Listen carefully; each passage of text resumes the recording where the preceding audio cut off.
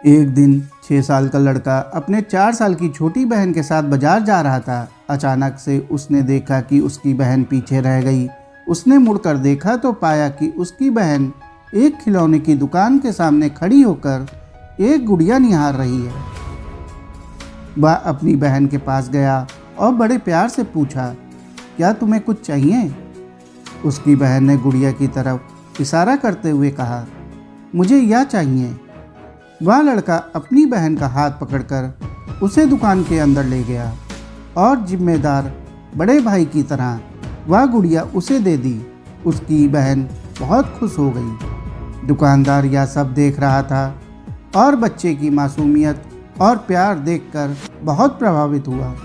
अब वह लड़का अपनी बहन के साथ काउंटर पर आया और दुकानदार से पूछा, इस गुड़िया की कितनी कीमत है? दुकानदार एक अनुभवी और समझदार व्यक्ति था। उसने प्यारे से बच्चे से पूछा, बेटा आप क्या दे सकते हो?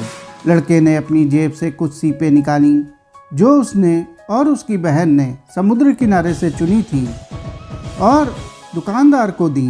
दुकानदार ने सीपों को बड़े ध्यान से गिना और बच्चे की तरफ मुस्कुराते हुए देखा। बच्चा चिंता में पड़ गया और बोला, सर क्या यह कम है? दुकानदार ने हंसते हुए कहा, नहीं बेटा, या तो इस गुड़िया की कीमत से भी ज़्यादा है। मैं ज़्यादा वापस कर रहा हूँ। उसने 4 सीपें रख ली और बाकी की बच्चे को वापस दे दी। बच्चा और उसकी बहन खुशी से झूम उठे और दुकान से बाहर निकल गए। दुकान का कामगार यह सब देख रहा था और हैरान होकर दुकानदार से पूछा, मालिक आपने इतनी महंगी गुड़िया केवल 4 सीपों के बदले में दे दी? दुकानदार ने मुस्कुराते हुए कहा, हमारे लिए ये सिर्फ सीपें हो सकती हैं, लेकिन उस बच्चे के लिए ये अनमोल है। जब वह बड़ा होगा और उसे याद आएगा कि उसने सीपों के बदले अपनी बहन को गुड़िया दी थी, तब वह यह सोचेगा कि यह दुनिया अच्छे लोगों से भरी हुई है। यही सोच उसे अच्छा इंसान बनाने के लिए प्रेरित करेगी।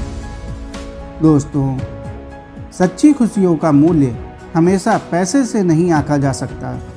कभी कभी मासूमियत और प्यार की छोटी छोटी चीज़ें भी बहुत महत्वपूर्ण होती हैं। दुनिया में अच्छाई और सकारात्मकता फैलाना ही सबसे बड़ी संपत्ति है। साथियों, आपको यह कहानी कैसी लगी कमेंट करके जरूर बताएं। कहानी अच्छी लगी हो तो कहानी को लाइक और चैनल को सब्सक्राइब जरूर कर लें। धन्यवाद।